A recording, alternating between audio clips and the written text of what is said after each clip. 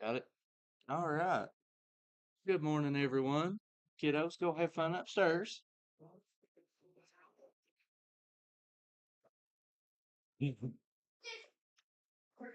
All right.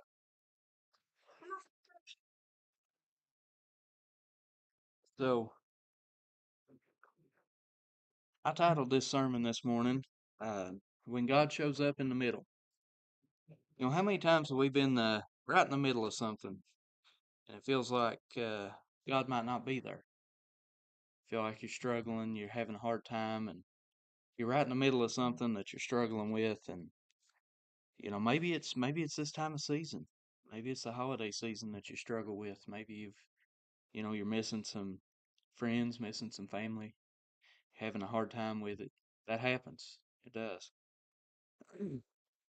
So one of the reasons that I titled it, He Shows Up in the Middle, is because throughout the Bible, Jesus shows up in the middle of a lot of things. He comes in the middle of the storm. Mark chapter 6, verses 45 through 48. Immediately after this, Jesus insisted that his disciples get back into the boat and head across the lake to Bethsaida. While he sent his people home, after telling everyone goodbye, he went up in the hills by himself to pray. Late that night, the disciples were in the boat in the middle of the lake. Jesus was alone on the land, and he saw that they were in some serious trouble, rowing hard and struggling against the wind and the waves. So, what's the three things that tells us? Jesus sent them into the lake. He saw them in the struggle, and he came to them in the middle. The middle is where fear grows. You know that? When you're in the middle of something, that's when your fear really grows. They were not on the shore, not at the destination. They were in the middle. About Mark chapter 6, verses 48 and 49 to finish that up. About 3 o'clock in the morning, Jesus came towards them, walking on the water. He intended to go past them, but when they saw him walking on the water, they cried out in terror, thinking he was a ghost. Think about that. When they saw Jesus walking across the water, they thought he was a ghost and they were terrified. They were scared. They were very, very scared. Fear often grows when it's late, the storm keeps raging, and you don't recognize Jesus in your situation. Think about that. They didn't recognize him in that situation. The storm was raging on, and it was late. Do you recognize Jesus in your situation? Sometimes that can be difficult to recognize Jesus in the toughest of situations. Psalms 46, verses 1 through 3. God is our refuge and strength, always ready to help in times of trouble. So we will not fear when earthquakes come and mountains crumble into the sea. Let the oceans roar and foam, let the mountains tremble as the waters surge. Even when the waters roar, God remains our refuge. Even when things are tough, God is our refuge. You see, Isaiah chapter 41, verses 10 says, Don't be afraid, for I'm with you. Don't be discouraged, for I am your God. I will strengthen you and help you. I will hold you up with my victorious right hand. What's that tell you right there? It says, Don't be afraid. God's with you. Don't be discouraged. Don't be down and out, because God's with you. He will strengthen you, and He'll hold you up with His victorious right hand. You see, He won the victory. He did. He won the victory. He's already won it for you. That's why it's His victorious right hand. You see, when we're in the middle of our struggles, we have to keep Him our forefront. We have to keep God in front of us. We have to stay focused. Just like during the storm, we have to stay focused on the Lord. And we have to know him and know where he is. Hear the kiddos laughing upstairs. You see, the middle is where Jesus reveals himself. You know, when you're in the middle of your struggle, that's when Jesus really reveals where he is, who he is, and why he's there. Mark chapter 6, verse 50. They were all terrified when they saw him, but Jesus spoke to them at once. Don't be afraid, he said. Take courage, I am here. There it is again. Don't be afraid. Take courage, because God's there with them. You know, Jesus reveals himself with three powerful truths right there. Don't be afraid. Fear is not the final word. You see, the final word is God's victory. Don't be afraid. He tells them to take courage. He tells us to take courage. Courage doesn't come from the storm calming. It comes from knowing Jesus is there in the middle of it. Think about that. Take your courage. Don't take courage in yourself, but take courage in Jesus. Know that he's there. Because, he says, I am here. The presence of Jesus is the power of Jesus. Solely his presence is the power to do anything, to move mountains. See, Isaiah 43, verses 1 through 3. Don't be afraid, for I have ransomed you. Do you know what that means? For I have ransomed you. That means that he has paid your debt. He has paid your ransom. Jesus has paid for you already. I have called you by name. You are mine. He has called you by your name. You are his child. When you go through deep waters, I will be with you. When you go through rivers of difficulty, you will not drown. When you walk through a fire of oppression, you will not be burned. The flames will not consume you, for I am the Lord your God. What's he saying there? What's God saying there in Isaiah? He never promised you wouldn't avoid deep waters, but he did promise he'd go with us. You see, he promised us that when we were in deep struggle, he'd be there with us. He promised us when we were in a fire of oppression that we wouldn't be burned up, that the flames would not consume us because he would be with us. He calls you by your name. He knows you. He knows who you are. And you are his. Because he paid your ransom. He paid the fee, the ultimate fee. You see, in the middle is where faith is strengthened. Mark chapter 6, verses 41 and 42. When he climbed into the boat and the wind stopped, they were totally amazed, for they still didn't understand the significance of the miracle of the loaves. Their hearts were too hard to take it in. Now, what's that referencing? It's referencing right before that, when Jesus turned a handful of loaves of bread and some fish to feed, what was it, 5,000? 5,000 men, I believe it was. They still hadn't understood that significance. They were still unknowing because their hearts were too hard to take it in. They didn't quite comprehend it. The disciples didn't understand the storm because they didn't understand the miracle. Jesus used the storm to strengthen their faith. When he came to them, he used that storm to strengthen the faith so that they would put all their faith into him. That's what he did. James chapter 1, 2 through 4.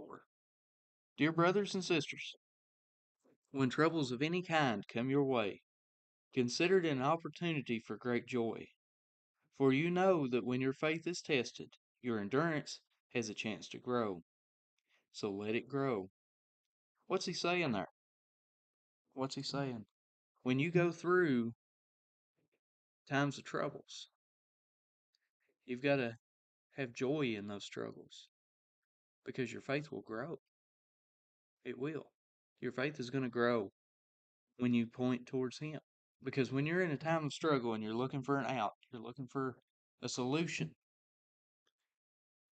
you look towards Jesus, and that solution is there. And He gives you that solution. He gives you peace, He gives you comfort, calms in a situation of struggle. And you can have great joy in that. And your endurance through that test of faith, that struggle, can help you grow in your faith. Romans chapter 5, verses 3 and 5 through 5. We can rejoice too when we run into problems and trials, for we know that they help us develop endurance, and this hope will not lead to disappointment. Right there, that goes back to James, your endurance, enduring a bit of trouble or a small bit of suffering while you're here, because it's not going to lead to to disappointment. You're not going to be disappointed when Jesus reveals Himself to you. Storms train the heart. They train your heart to look towards Jesus. Because if you look towards worldly solutions to the storm, you're not going to find it. When you look towards a worldly solution to a struggle that you're having, it's not going to help you. It might help in the short term, but it's not going to get better. Troubles deepen the endurance. Struggles help you learn to deal with the struggles and to endure through them. And trials produce the hope. You know, when you have hope and you have faith in Jesus, the trials aren't nearly as difficult.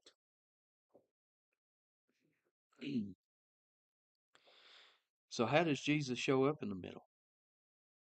God sees you before you see Him. Think about that. If you go all the way back to the beginning of that storm, Jesus saw the disciples on the boat struggling in the storm before they saw Him. Psalms 34, verses 15, the Lord watches over those who do right. His ears are open.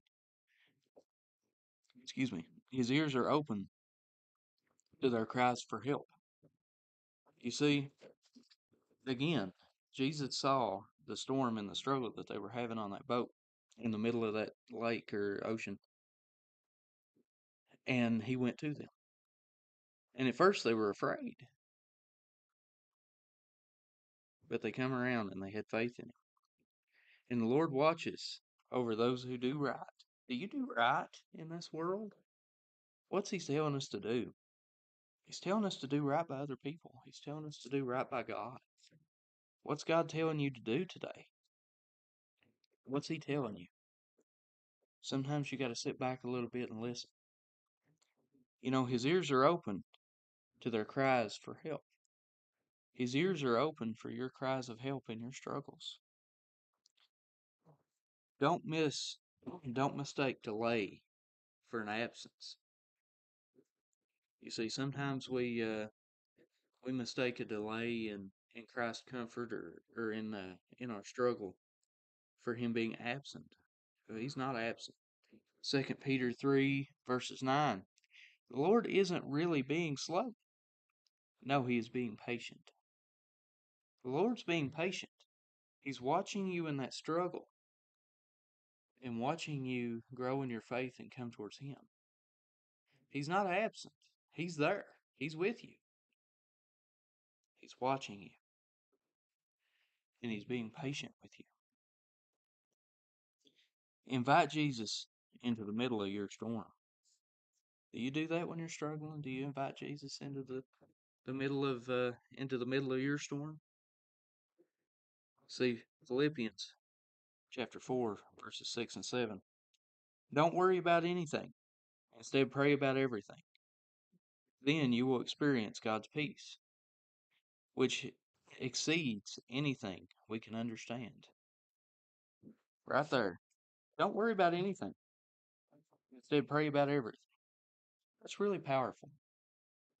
When you worry about things, you invite more struggle into your life.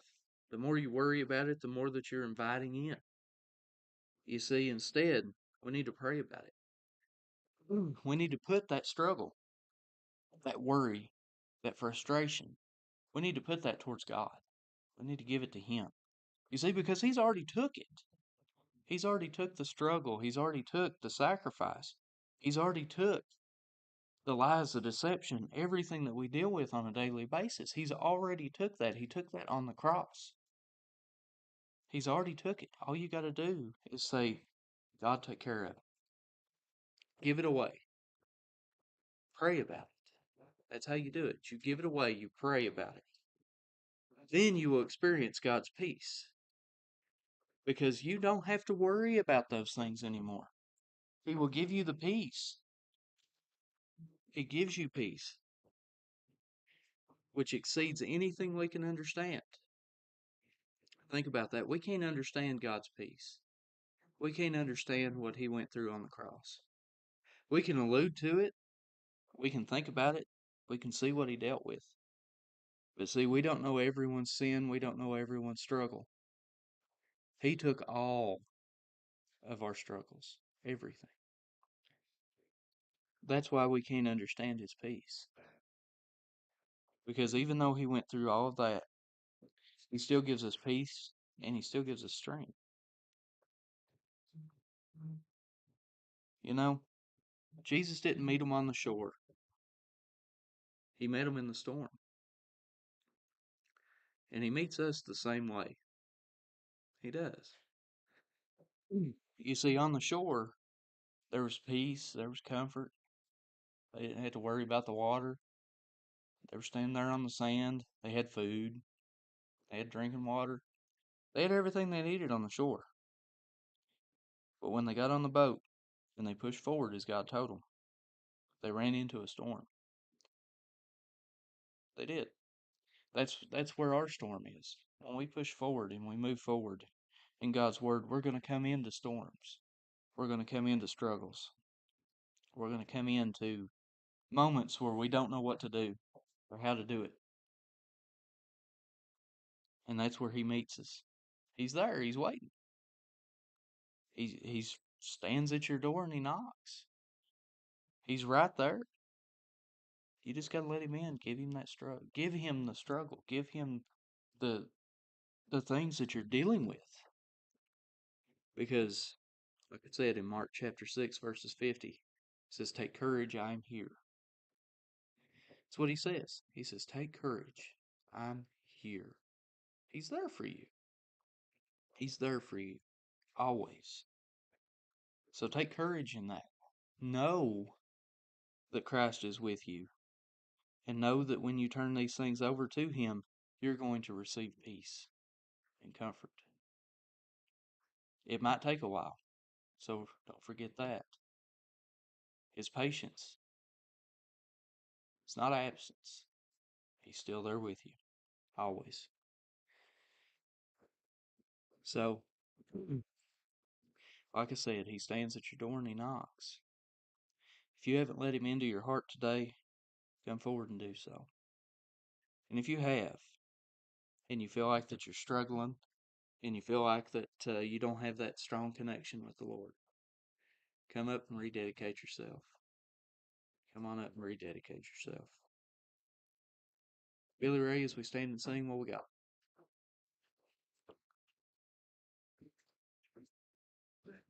6